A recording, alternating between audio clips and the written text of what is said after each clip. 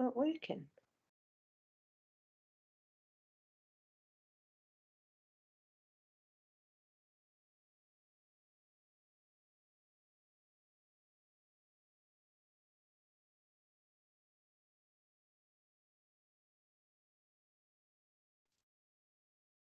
You turn them off.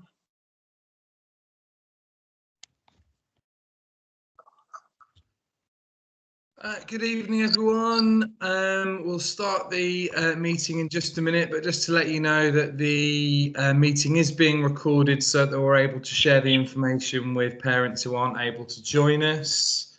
We'll just give everyone a minute or so more to arrive because it's only just turned 7 o'clock. But welcome, nice to see you all. Those of you that I can see via Teams.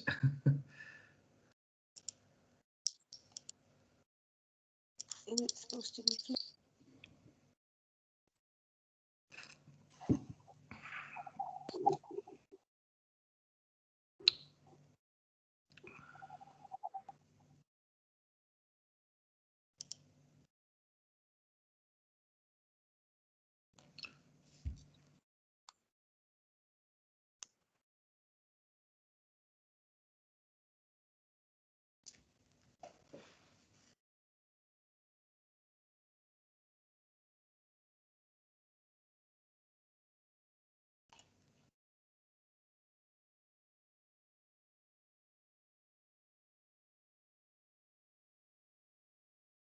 Right, so looks to me like we've got nearly 30 parents join us, perhaps a few more, couple of governors, members of staff. Right, I think what I'll do is I'll get started. People will be able to join us, and anyone who misses anything will be able to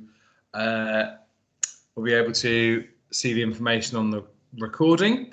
And so for those of you that don't know me, I'm Mr. Usher. I'm the head teacher at the junior school. You may have seen me about on the gate if you are one of our current year 2 parents from the infant school. Obviously, if you're one of the parents who's joining us from another school, you may be aware, you may not be aware, Embrook Junior School and Embrook Infant School share a site, but we have 2 separate head teachers, 2 separate teaching teams. I'm really pleased that we have with us here this evening our deputy head teacher, Miss Scales. Give us a wave, Ruth. Hi there, everyone. And just a polite request: would you mind, those of you that aren't a staff member, turning your cameras off, because I think we're going to have some problems with laggy slides. If not, thank you so much. We'll give you plenty of chance to hog some limelight at the end when you have a chance to ask some questions. Thank you. It also means your reactions aren't being recorded. So if there's anything that you... we've also got our inclusion manager who with us, Mrs. Brandt. Lisa, give everyone a wave. Our inclusion leader, Mrs. Brandt, is also our special educational needs coordinator. We've also got our 2 year 3 teachers with us, Mrs. Bendel and Mrs. Hatherley. Hello. There you go, fantastic. Is Mrs. Edwards with us, or has she not been able to join? So working in, we've also got our nurture assistant, Mrs. Edwards. She might not be with us, and some other key people that you may or may not be aware of. Our chair of governors is Mrs. Dowse. She has 2 children currently at the school, and the chair of our parents forum, Mrs. Wilkinson. If you've come from the infant school, you may be aware of the infants parents forum. Ours works in a very similar way and has links there. So that's the main who's who. Thank you. There we go. Right. So I think it's really important that we start by sharing with you our motto and our mission statement. It's what we try and root every aspect of our daily life at Embrook Junior School in. We firmly believe that if we give the children what they need to develop, they'll be able to succeed in whatever avenue they approach in life. So that's where our motto, roots to grow and wings to fly, comes from. I'm not going to read our mission statement aloud for you there, but I share it regularly with the children during our assemblies, and it's something that we try and come back to each time we're thinking about why we're doing something at school. It very much forms the basis of everything that we do. And then these are our school values. You'll notice that we have used Communicate in Print and the BSL with our 5 main values. We came to these with the support of the children, the staff, governors, members of the community.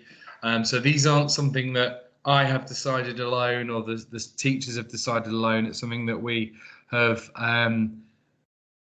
decided as a community that are our core values. These are the main things that we try and be, and that we would hope all the children would be able to explain and share and come away with at the end of their time with us at Embrook Junior School. We know that the infant school have 1 for each month. We focus very much on those 5.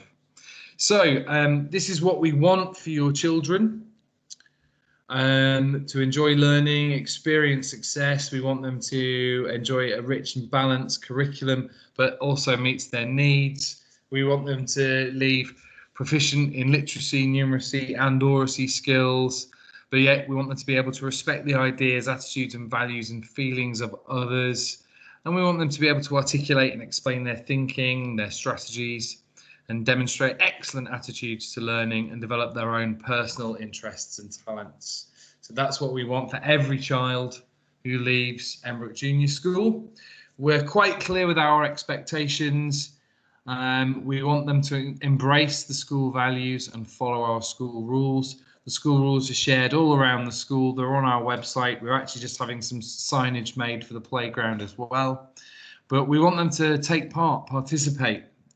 Okay, and take part responsibly and take responsibility for their actions.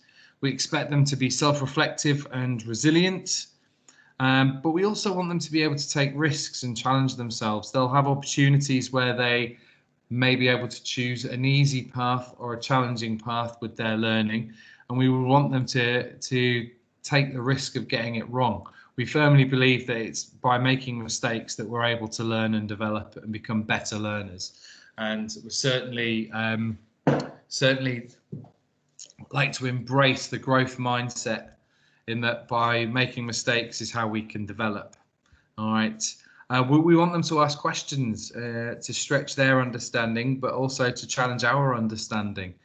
And they need to be able to work as part of a team as well as work on their own. And hopefully, as they develop and mature and grow, they'll be able to recognize when is the time to work collaboratively, when is the time to work independently.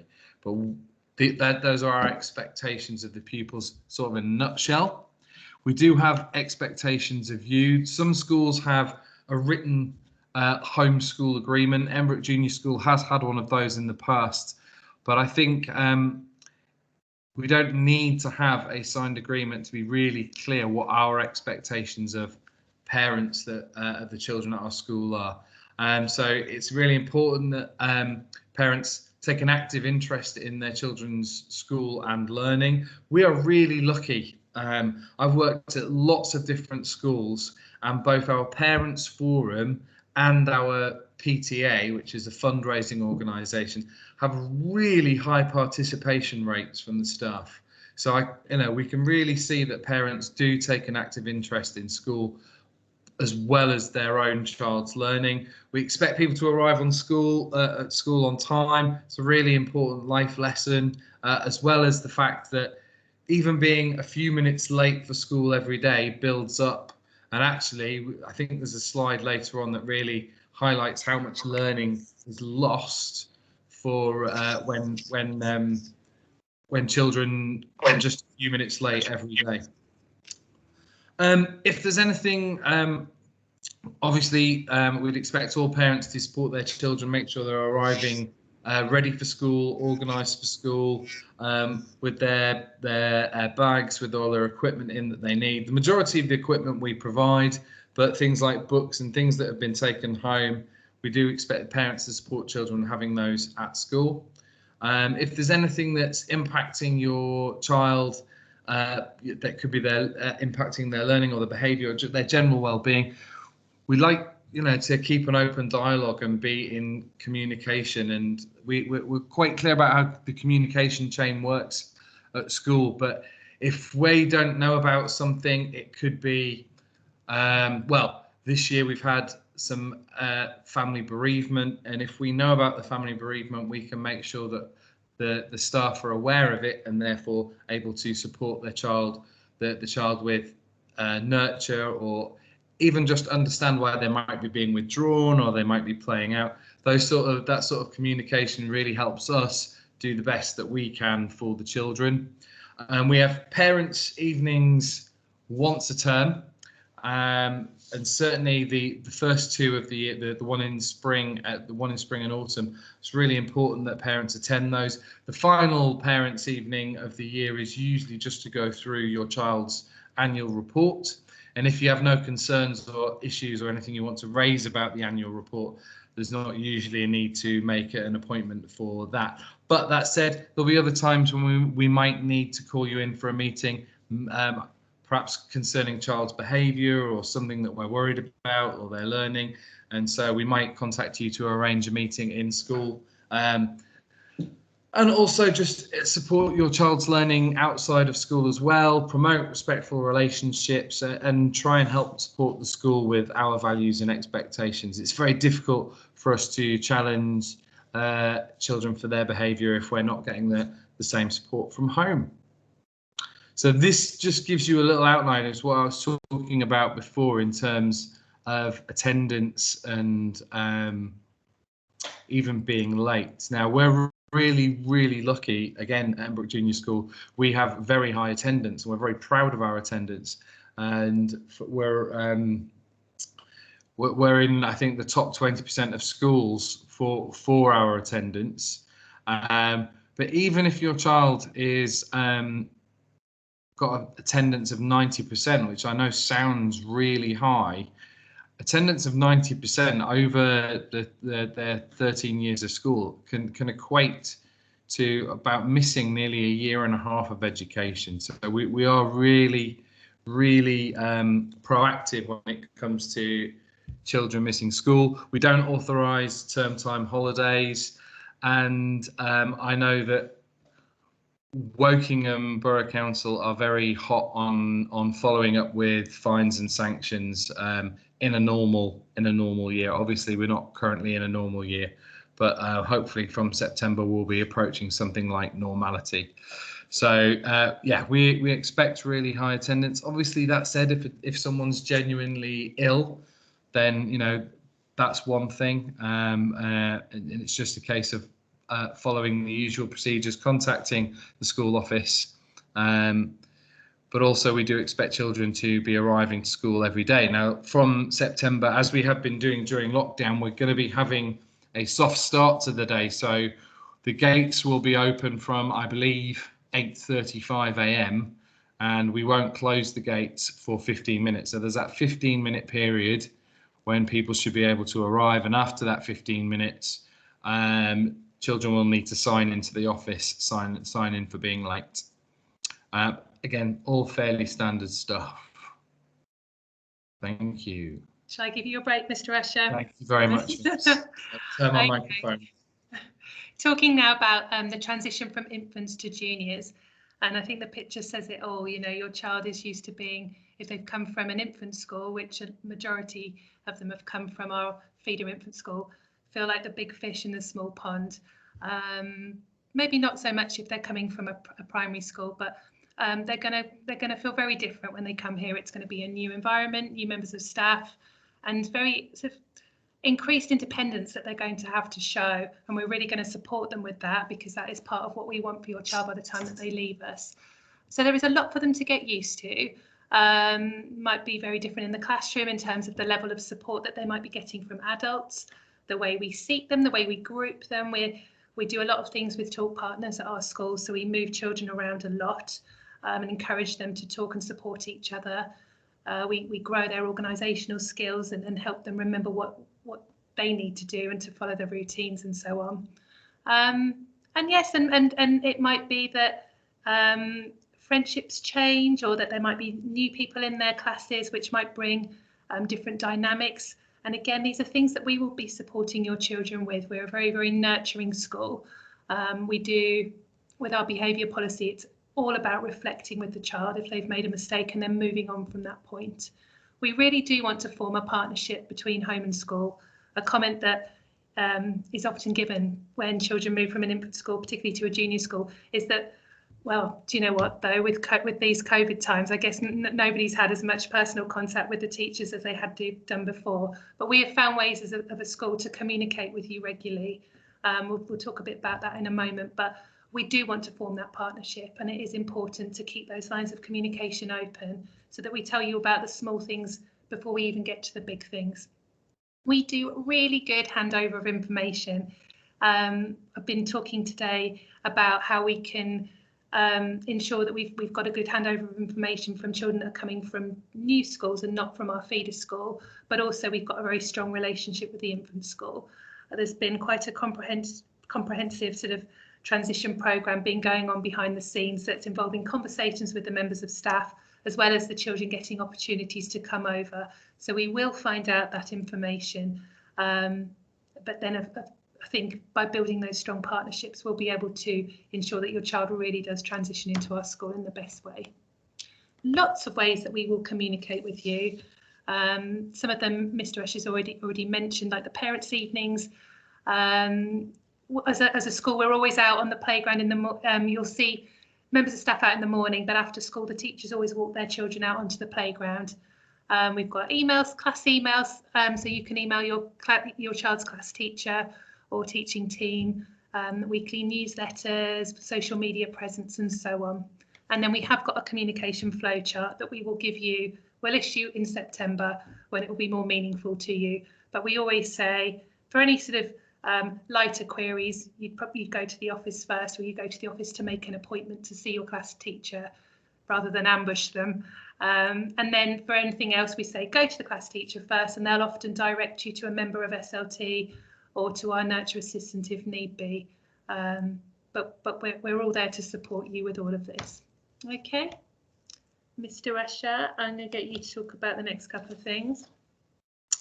Thank you. Always fun to talk about the school uniform. A school uniform policy is on our website. We've been working really hard. Ruth was just talking about communication, working really hard on our website to make sure that it's full of relevant and up-to-date information. It's not always. We do our best with it, but you will find a link to where you can order our school uniform from, which is mnsyourschooluniform.com. We do expect our children to take pride in their school, and part of that is arriving at school looking smart. We usually have very positive comments about our children looking smart.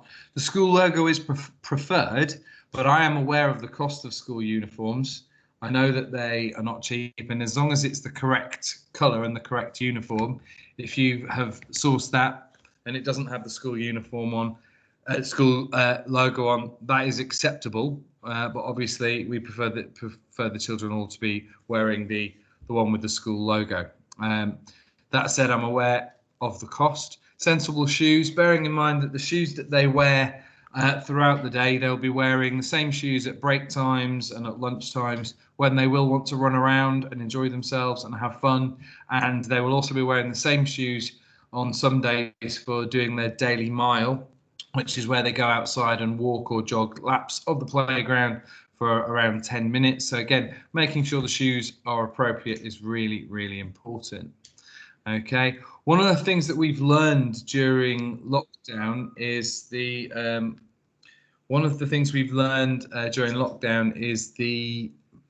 time that can be saved by children actually arriving to school on PE days wearing their PE kits. A tremendous amount of changing time has been lost in the past to getting changed, and I was initially quite reluctant to this idea, but actually having seen it in practice, children wearing their PE kit to school on PE days saved an enormous amount of time, and means they actually get to spend a lot more time doing PE rather than getting changed for PE.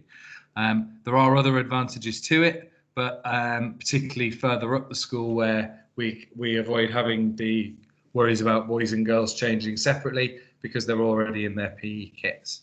Okay, so preferably they will arrive to school in their PE kits. Currently, the PE days are Thursday and Friday.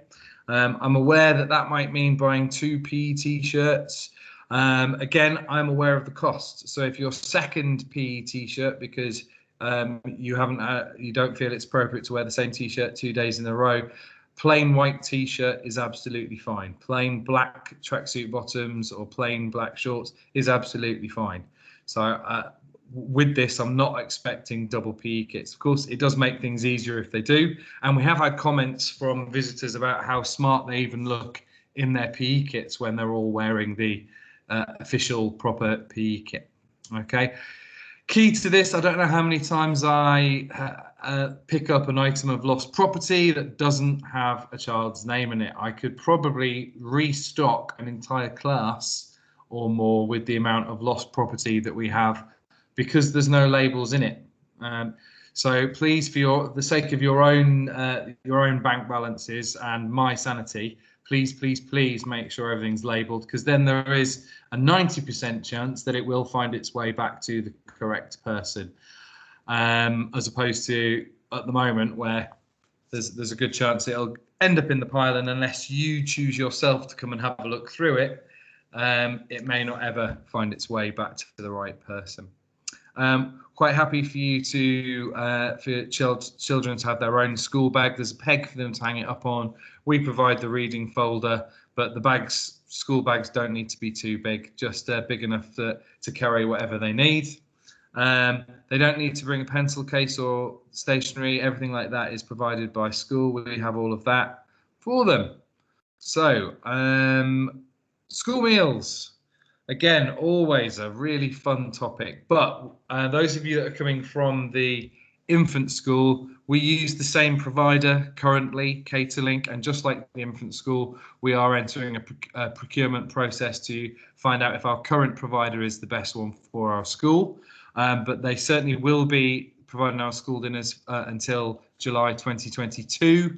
Menus should be available in advance. You can find the current one on our school website.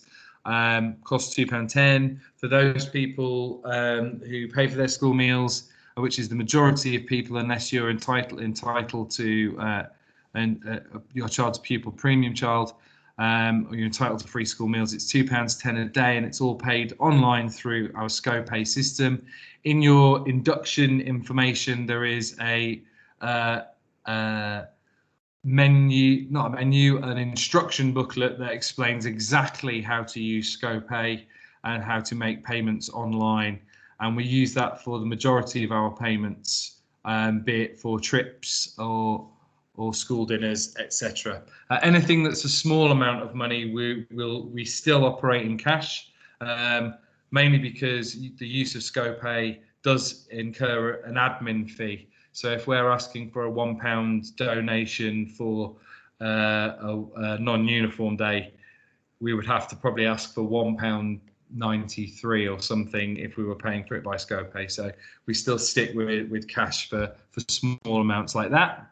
We are quite happy for children, in fact, even encourage children to bring in healthy snacks for break time, such as portions of fresh fruit or plain breadstick, plain rice cakes, or even little chunks of cheese, but obviously high sugar, high salt snacks, packets of crisps, chocolate, things like that.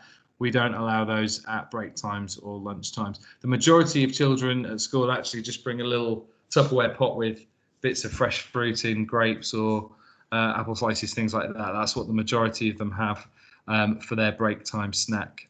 We are also, I'll just note on here, we are strictly a no-nut school. So, and that does extend to packed lunches. We don't go through people's packed lunches to check, but you would be surprised the amount of products that have nuts in them. And we have children who are so allergic that should one of their friends, for example, have a Nutella sandwich and get some on their hands, and their friend then touches their hand, they can break out in a reaction. So we do need to be really, really careful about that. Okay. We don't let any children go hungry. If they forget their packed lunch during the day, we will make sure, and you're not able to bring it in for them in time, we will make sure that they have a lunch, but of course there will be a charge for that, and we would expect parents to honour that and cover the cost, even if they don't normally have school lunches. And the other thing is, we strongly encourage children to have water bottles in school. A well-hydrated brain is much better for learning. So I think that's all I had on school meals. I think the next one's extracurricular clubs and wraparound care. Our the infant school, well, the wraparound care is on my next slide. These are just some of the lunchtime clubs and after school clubs that we have run. All of our clubs, particularly the after school ones, they run on the basis of numbers. So if we don't have enough children sign up to cover the costs, then the club won't go ahead. What we do try and do though is rotate the days on which the clubs take place term by term. So for example, if football for year 3 is on a Thursday in the autumn term, we'll try and make sure it's on a different day in the spring term and a different day in the summer term. So that, for example, if they already have scouts on a Thursday, they'll get a chance to go to football on a different day in the spring term. And it also gives us a chance for more children to participate, and it's not always the same children signing up first for the clubs. But there's just a range of some of the clubs that we have done. We do, during non-COVID times, have more lunchtime clubs available, and hopefully we will from September.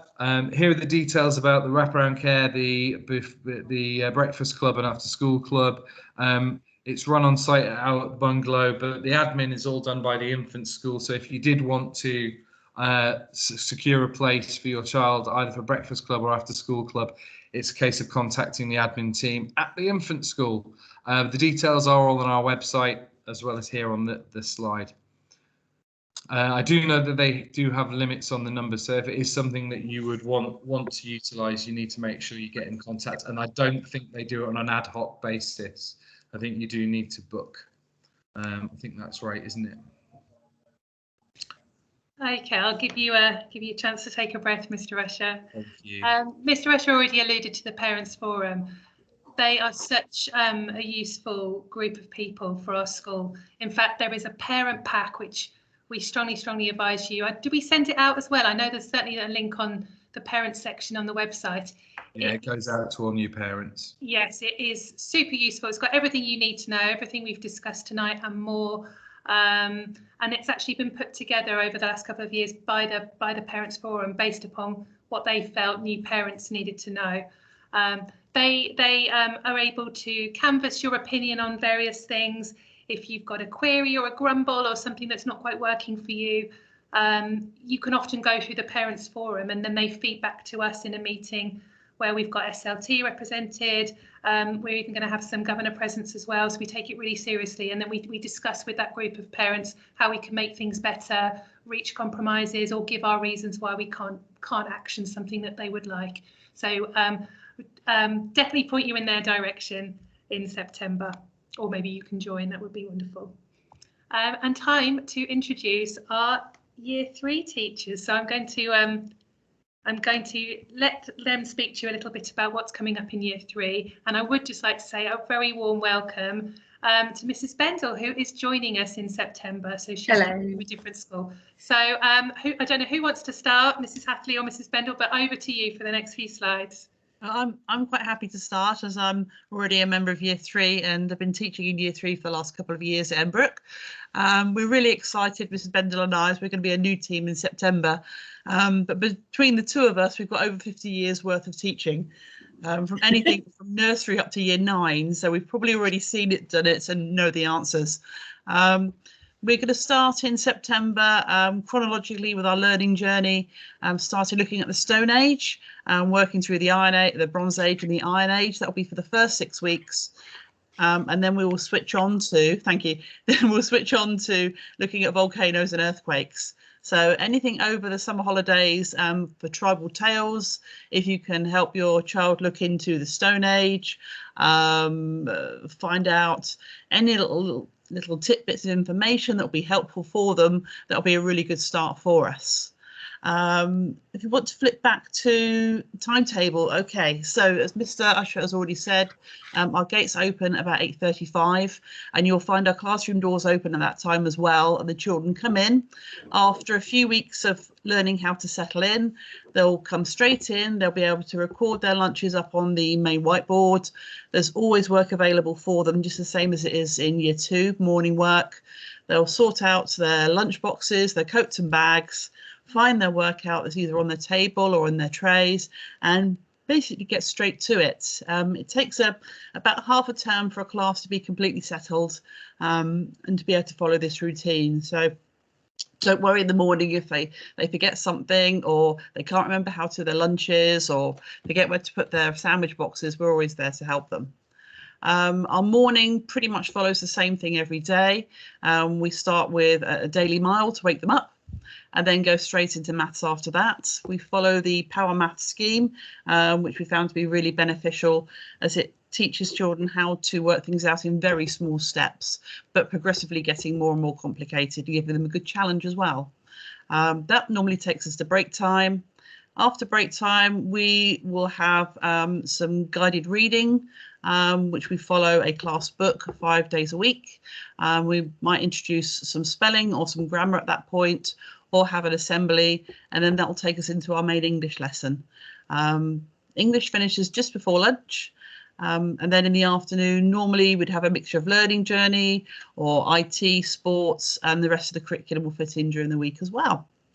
We're lucky enough to have in our year 3 team Mrs. Smith. She's a very able musician, and she will be taking our music throughout the year, as well as on the time that Mrs. Bendel and I have our time out of class, our PPA time.